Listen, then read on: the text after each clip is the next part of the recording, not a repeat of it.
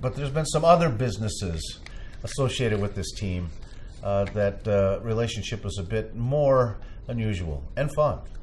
Yeah, I mean, you can start with the hotels, the Astor Hotel and the Northland Hotel, where players stayed or where fans stayed. They certainly profited from the Packers. There were businesses that had deep ties. Gordon Bent and then Bertrand Sporting Goods provided their equipment. You had Stillers that were taking the early pictures, and players would frequent downtown Green Bay. And then there are the bars. In the 50s, when things weren't going so well here, it was the Piccadilly, the infamous spot out on Main Street, where Hornig and McGee had all their fun in '58, and all kinds of wild stories came out of the Piccadilly. During the years we were covering the team, Nicky's and DePere benefited from the 70s, 80s. I think the Carlton was a hot spot for a while.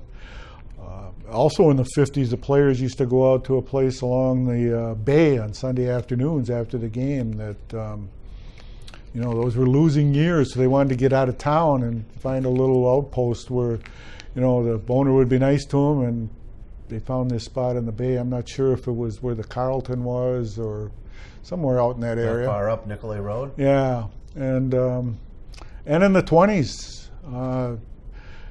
Gertz's Bar, and I think it was a couple others that stayed open during Prohibition.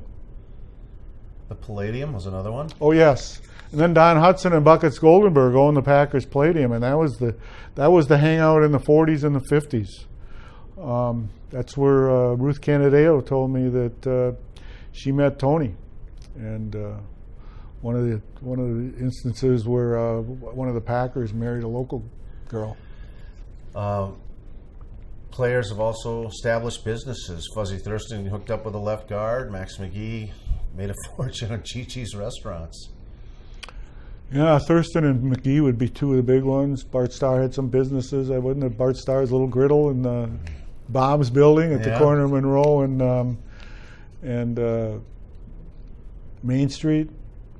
Even to this day, I mean, Larry McCarron's really done well for himself staying in Green Bay, he's done well for himself as a broadcaster. Ted Fritsch. Yeah. Ted Fritsch coached football at Premontre High School, ran Bay Beach. Anybody our age who grew up here remembers Ted Fritsch driving the little train out at Bay Beach. One other bar I should mention that I didn't mention before, Speed's was the big hangout during the Lombardi years. That's where all the players went. And Chuck Lane told me that Lombardi actually knew Speed, the owner, and he felt comfortable with his players going there because he felt the place was well run. Then why did he ban the Piccadilly? Well, I think he banned the Piccadilly because he heard all the stories when he got here in '59. I think that place was well run too by the Harrell family. I think when he banned the Piccadilly, the players, shifted to Speeds.